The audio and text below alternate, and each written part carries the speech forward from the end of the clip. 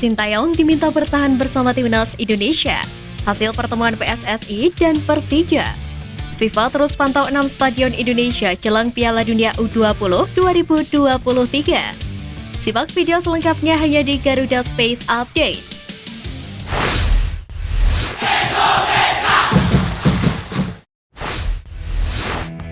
Bintang muda PSM Makassar Zaki Ashraf membeberkan perkembangan pemusatan latihan timnas Indonesia U20. Setelah 7 hari berlatih, Zaki merasa perkembangan skuad Garuda Nusantara berada di jalur positif. Pemain berusia 20 tahun itu menyebut bahwa penggawa timnas U20 semakin kompak dalam organisasi permainan maupun hubungan antar individu. Zaki sendiri menggeber perkembangan fisiknya agar lebih baik. Dia juga berharap bisa mengasah kemampuannya lebih baik lagi untuk latihan-latihan selanjutnya. Pemain keturunan Indonesia Brandon Soneman memiliki misi tersendiri untuk bisa masuk ke dalam skuad timnas Indonesia U20. Bek muda PSIS Semarang itu mengaku bertekad untuk masuk skuad utama Garuda Nusantara di Piala Asia U20 2023 mendatang. Sebagai pemain baru, anak dari Timo Soneman itu menyebut harus tampil baik sekaligus mampu membuat senang hati Sintayong. Meski terasa sulit, Brandon ingin memberikan sesuatu yang maksimal dalam setiap latihannya. Sebab Sintayong sudah punya sejumlah nama pasti untuk mengisi pos lini belakang seperti Muhammad Ferrari dan Kakang Rudianto. Pemain Persis Solo Arkan Kaka mengungkapkan perbedaan yang cukup signifikan terkait dengan metode latihan yang dilakukan oleh pelatih timnas Indonesia U16 Bima Sakti dengan pelatih timnas Indonesia U20 Sintayong. Kaka menjelaskan jika Sintayong fokus untuk meningkatkan fisik pemain. Hal ini menjadi faktor krusial karena lawan mereka di Piala Asia U20 2023 merupakan tim-tim kuat. Namun Arkan Kaka mengaku tidak mengalami kendala berarti. Latihan seperti gym dan beberapa teknikal juga menjadi menu utama bagi coach Sintayong. Manajemen klub Persija Jakarta telah berdiskusi dengan PSSI terkait pemanggilan pemain ke timnas Indonesia U20 yang belakangan jadi polemik. Pertemuan Persija dengan tim pelatih timnas Indonesia itu sendiri diwakili oleh asisten pelatih Nova Arianto dan Dirtek PSSI Indra Syafri.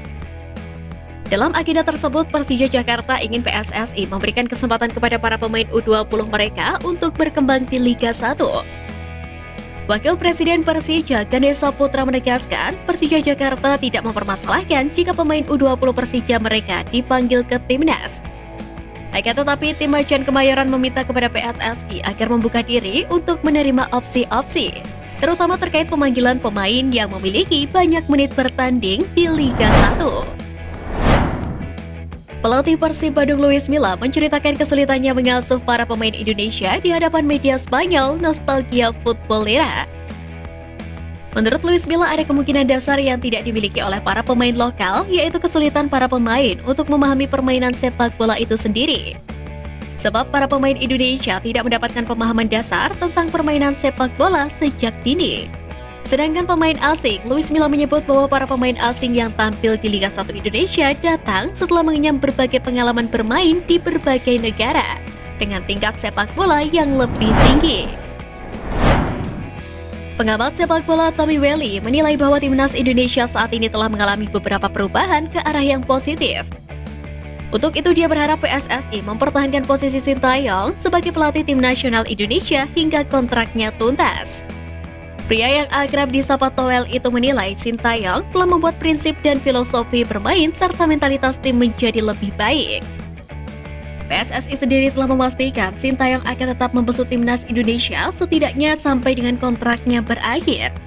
Akan tetapi nasib Sintayong bisa saja berubah karena PSSI akan memiliki susunan kepengurusan baru yang ditetapkan di Kongres Luar Biasa, tepatnya yakni pada tanggal 16 Februari 2023. Ketua Komite Pemilihan atau KP PSSI Amir Burhanuddin menyebutkan bahwa pemilihan anggota Komite Eksekutif atau Exco PSSI untuk periode 2023 hingga 2027 bakal menggunakan mekanisme 50% plus 1. Amir juga menjelaskan bahwa proses pemilihan Exco, calon ketua umum, serta calon wakil ketua umum dilakukan secara terpisah.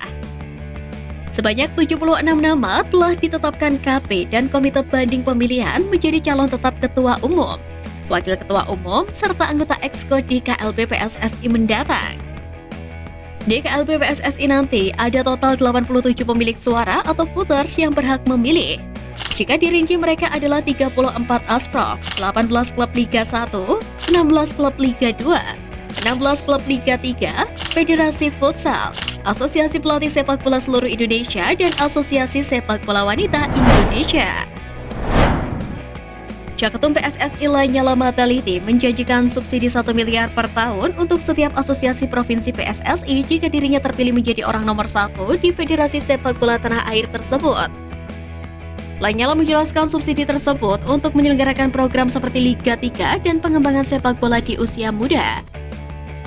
Dalam program tersebut, Lanyala menggaungkan pengembangan kualitas sepak bola nasional dimulai dari daerah, dengan Asprof PSSI sebagai ujung tombak.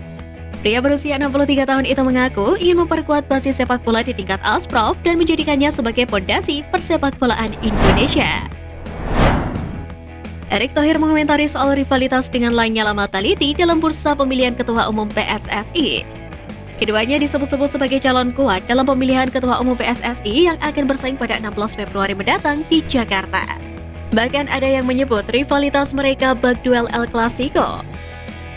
Erick Thohir mengaku masing-masing calon Ketua Umum memiliki visi yang baik.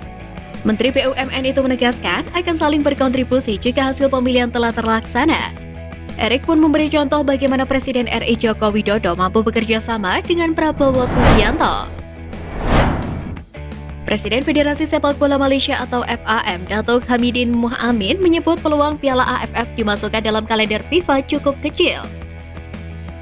Dilansir dari media Malaysia Makan Bola, Piala AFF dianggap terlalu panjang penyelenggaraannya. Hal ini membuat FIFA kesulitan untuk menyelipkan Piala AFF dalam kalender mereka seperti turnamen internasional lainnya. Untuk timnas Indonesia, jika Piala AFF gagal masuk kalender FIFA, maka ini tentu merugikan, sebab hal ini akan membuat para pemain di luar negeri alias abroad sulit untuk dipanggil. Kehadiran Marcelino Ferdinand sebagai pemain baru KMSK Dense terus memberikan efek positif dalam popularitas klub.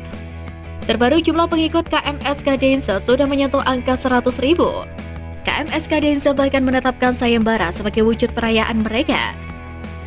Jumlah 100.000 pengikut di Instagram itu juga membuat KMSK Dense bahkan sudah melewati catatan pengikut sejumlah klub divisi teratas Liga Belgia seperti Michelin, Eupen, KFC Westerlo, dan sejumlah klub lainnya. Pemain keturunan Indonesia Justin Hubner tak bermain penuh saat timnya Wolves U21 bertemu dengan Stoke City U20 di babak 16 besar Piala Liga Premier. Pada laga tersebut, Wolves U21 harus takluk dengan skor 3-2. Justin Hubner digantikan oleh Kamran Kandola pada menit ke-71 di mana skor kedua tim masih sama kuat. Alhasil Wolves justru harus kebobolan lewat gol yang diciptakan oleh Emre Tezgal pada menit ke-76. Adapun Justin Hubner sendiri menjadi salah satu pilar penting di Wolves U21. Dia kerap sekali tampil sebagai starter di tiap pertandingan. Bahkan Justin Hubner sendiri baru saja diperpanjang kontraknya hingga 2025. Ia diproyeksikan akan dipromosikan ke tim utama Wolves di masa depan. Menteri Pemuda dan Olahraga Republik Indonesia Zainuddin Amali mengungkapkan FIFA terus memantau secara reguler kesiapan stadion yang bakal digunakan di Piala Dunia U20 2023. Adapun stadion yang dimaksud ialah Gelora Bung Karno Jakarta, Jakabaring Palembang, Sijalak Harupat Bandung, Manahan Solo, Gelora Bung Tomo Surabaya, dan Kapten Iwayan Dipta Bali. 6 stadion tersebut memang menjadi perhatian khusus demi kenyamanan negara peserta yang akan bertanding. Lebih lanjut, Menpora Amali ingin status tuan rumah Piala Dunia U20 ini dimanfaatkan dan dimaksimalkan dengan baik. Seluruh elemen diharapkan bisa bersatu untuk menyambut dengan semarak ajang tersebut.